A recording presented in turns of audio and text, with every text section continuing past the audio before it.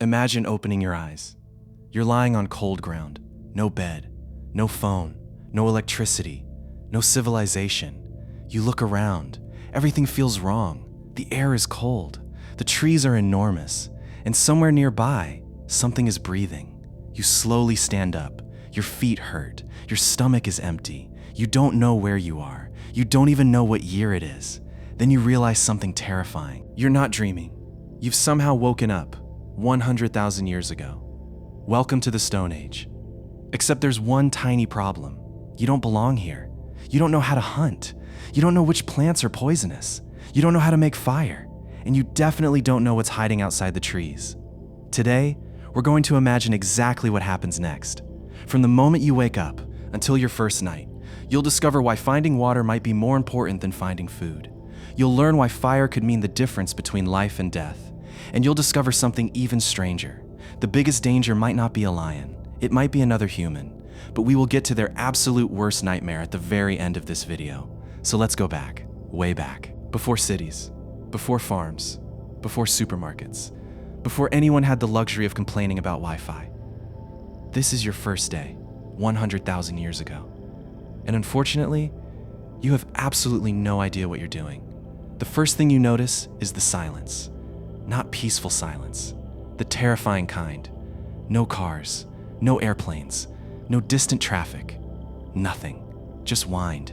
You sit up, you look around. Everything feels wrong. The landscape looks familiar, but something feels missing. Humans. There are no buildings, no fences, no power lines. Basically, there's nowhere to buy a sandwich, and you're starving.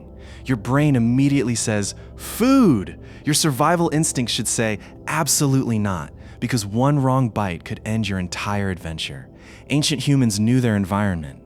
They knew which plants were safe. They knew which berries were poisonous. They knew where animals traveled. You know none of this. So your first major problem is simple. You need food. But there's another problem. You're thirsty. Very thirsty. And dehydration is becoming your biggest enemy. You begin walking. Every step takes energy, and every step makes you more tired. Eventually, you hear something. Water. You follow the sound. Then you see it. A small stream. Congratulations. You have discovered the greatest luxury of your new life. Clean water. You drink, and drink, and drink. But now you're standing beside a water source. And that's not always good news, because animals need water too. Deer come here. Wild horses come here. Predators come here. And something else comes here. Humans. You suddenly notice footprints in the mud. Human footprints. Not yours. Fresh ones. You freeze. Someone else is nearby. You don't know if they're friendly. You don't know if they understand you. You don't know if they even want you alive. You slowly step away from the stream, and then you hear a noise behind you. A branch breaks. You turn around. Nothing. You stare into the trees. Still nothing. Your heart starts beating faster. Then you realize something. In your world, you are used to being the hunter.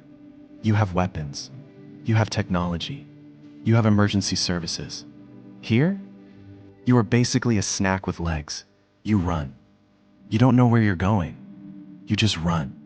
Eventually, you find a rocky area. There's a shallow cave.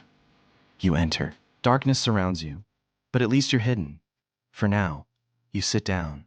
Your breathing slows. Then you hear something outside, a low growl. You slowly look toward the entrance. Two glowing eyes appear. Your brain immediately recognizes the problem. Predator. You don't know what animal it is, but you know one thing. It has teeth, and you don't. Not useful teeth, anyway. You stay completely still. The animal watches you. Seconds pass, then minutes.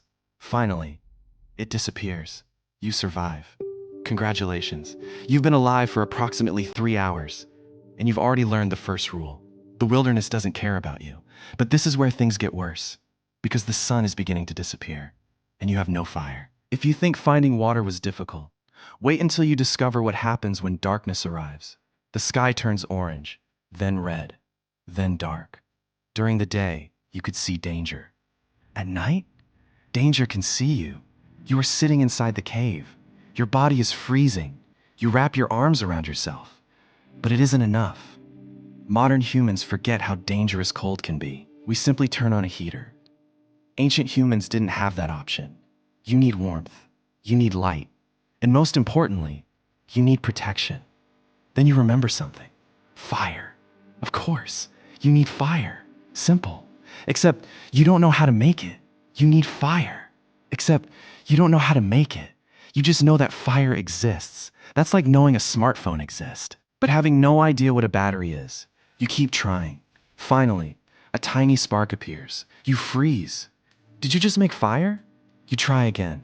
Another spark. Then another. And suddenly, fire. Real fire. You stare at it. You're warm. You're not freezing anymore. You can see. And suddenly, the darkness doesn't seem so scary. You finally feel safe. Big mistake. Because fire is also visible from very far away. And someone notices. You hear footsteps. Not animal footsteps. Human footsteps. The stranger from the stream. They stand there. Neither of you moves. Then another person appears. Then another. You realize the truth. This isn't their cave. It's yours. You found it first. But they were here before you.